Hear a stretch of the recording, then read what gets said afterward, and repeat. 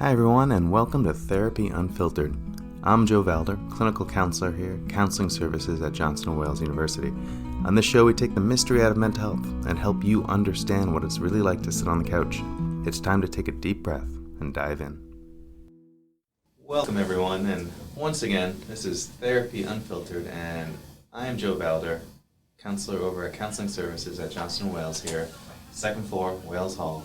And well, a few things today. Today is actually our last episode of the entire year, and it's been great so far, and I hope a lot of folks have listened, and I hope a lot of folks have, felt more comfortable approaching counseling services and engaging with us and come up to see us, because that's really the whole goal of us being there, is to help our students as best we can. And actually, in alignment with that, today I'm very excited for the guest we have today. Top-notch guest, perhaps the greatest guest that we've had all year. It's a big moment, really. And I think I'll have him introduce himself better because he's reviewed how to say his last name a few times for me, but I fear I will mispronounce it. So, John, could you just say hello and introduce yourself a bit and say your role and whatnot?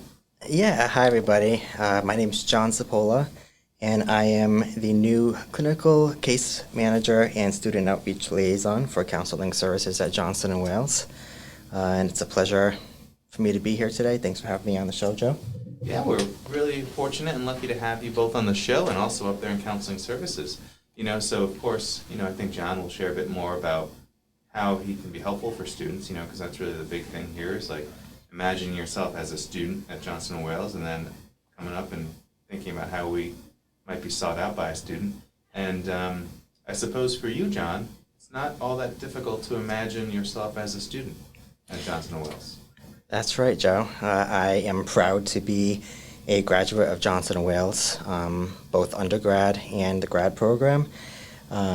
Graduated undergrad in 2018, went on for the master's here at JWU in clinical mental health counseling. And while I was undergrad here, I was a RA for sophomore through senior year, mostly at McNulty Hall. And really those years and that time is what kind of piqued my interest in getting involved in psychology and counseling and kind of just helping others. And it's great to kind of have that full circle moment being back on campus and seeing what I can offer to students as they're going through their college years. Yeah, and I think that's really tremendous, John. I think your experience is great for students here specifically. I mean, can't say the same for my undergrad experience. The only thing that helped me get comfortable with is winning basketball tournaments, I suppose. Oh.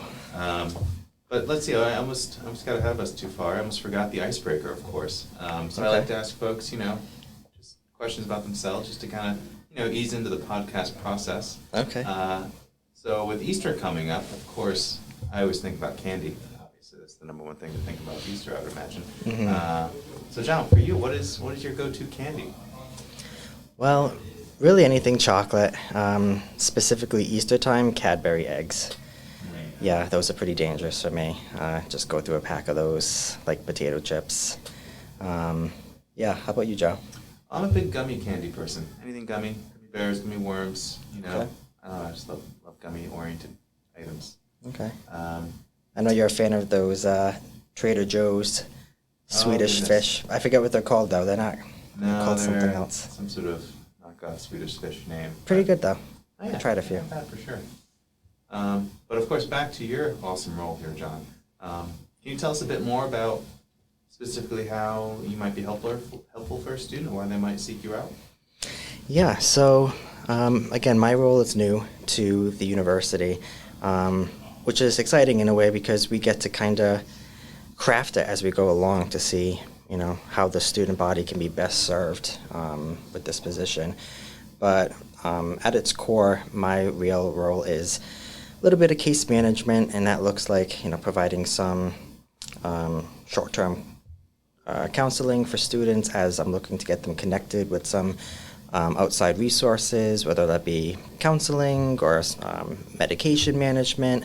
I really kind of act as a bridge between when students are looking to expand services from the Johnson Wales Counseling Center and get an outpatient provider, whether that be in the Rhode Island area. And I also help students who are looking to be set up with providers in their hometowns, wherever that might be, either in-state or out-of-state.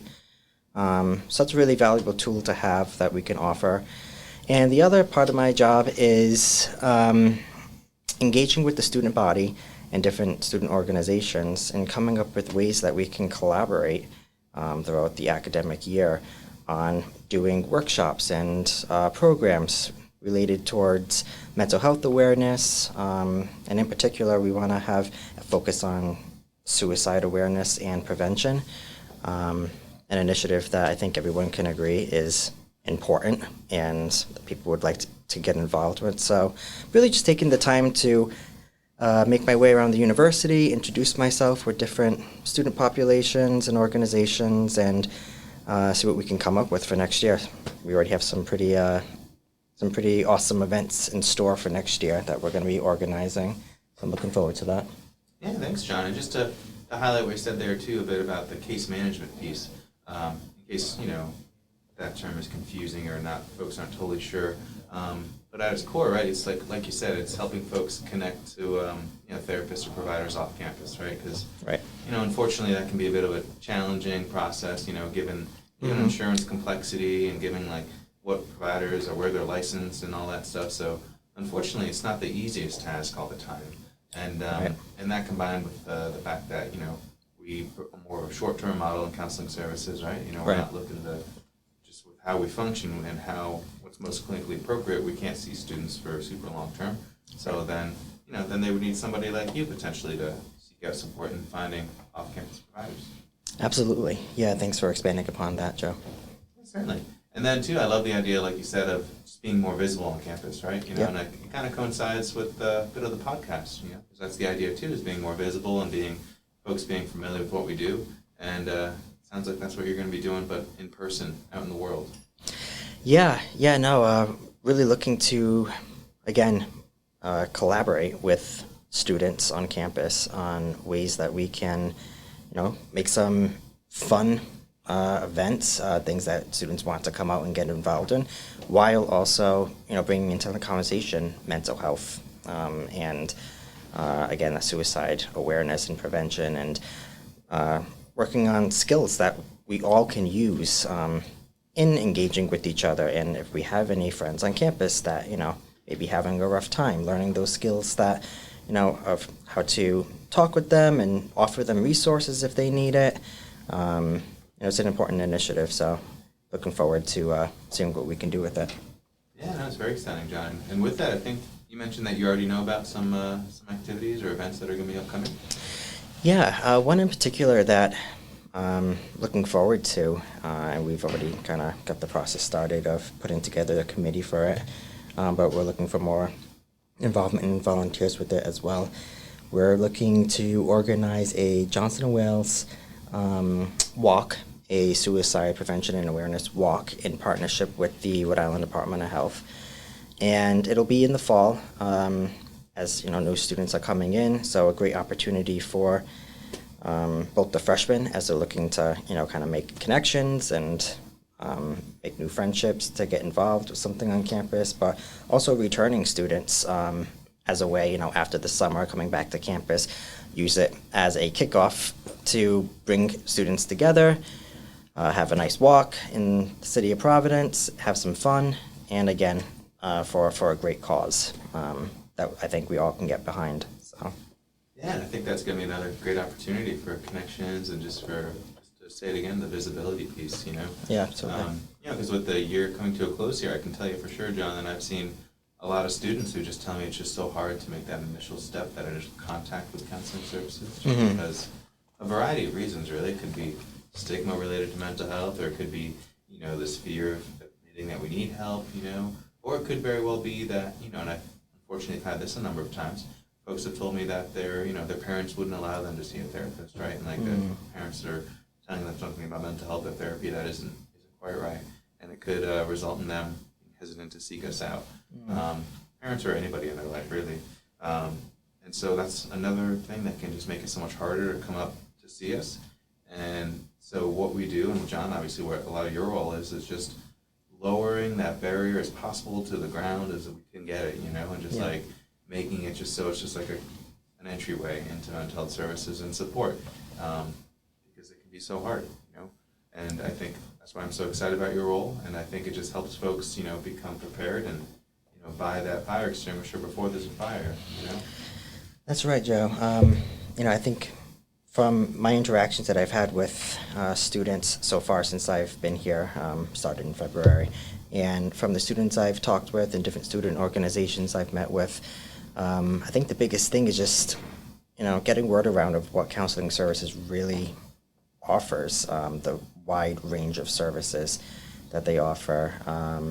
You know, you just need someone to come and vent to, someone just that, you know, you may not want to necessarily talk to a friend about a certain subject or a family member. You just need someone to have a, you know, non-biased, clear, like, opinion on something. Then you can just come talk. It doesn't have to be anything, you know, in particular serious or deep. It can just be, you know, you're stressed about school, not doing well in a particular class, and you just need to vent about how it's going and the stress of it. And, you know, we're here for that too. So it's a great tool to have. Yeah. And we want to see folks and want students to come in, and same when John's out on campus, right, John? I'm guessing you want folks to come up to you and ask questions, you know, obviously about counseling services, but maybe even about why everyone should be a Lady Gaga fan too. Maybe that can be a question. Oh, you're gonna go there. Who knows? You know, they can ask you any number of things. Well, so there's a lot of reasons for that, but I don't know if we have course. time for that in this podcast. No, certainly not. That would be a rather extensive podcast. Yeah, so I think that's just the big message with having you here today, John, is, you know, unfortunately with the way podcasts function, they can't all see your face right now. But if you hear John's voice now, and then you see someone on campus who sounds like John, maybe you can say hello in hopes that it's John. Yes, absolutely. Because you'll be on campus, right? I think you're doing some tabling and things, I think, in the future, and you'll be out in the world, so. Yeah, for sure. And, you know, we're looking to make a presence on social media as well. So getting some of that out, and yeah. Yeah, I think too, another way, if you're, you know, someone who simply is like, well, I just need help finding a therapist, you can call counseling services and be like, hey, I'm looking to find a therapist, can I talk to John? You know? Absolutely. Yeah, you've been provided a phone, and as a tremendous resource. And so, yeah, we're just looking for folks to reach out. But apart from that, John, I think that's basically what I wanted to cover with you today, just to highlight that we have this awesome new staff person. Thank you. Is there anything else you wanted to add, John, before we close out? No, I think we covered it all, Joe. Thank you. Thanks for having me. Yeah, sure thing. And thanks for a great year of doing podcasts. And to all the many, many, I couldn't even count how many folks have listened to our podcast, of course. That number is just, couldn't even comprehend. So thanks to everybody, and I hope everyone can go, if they find this podcast, feel free to go back to listen to all the other ones. I think there's about 11 total or 12 total, something like that. So, you know, if you're wondering about what we do at Counseling Services, that's a good place to start. And hope finals go well for everybody and everyone has a great summer. So thanks, John. Thanks, Joe.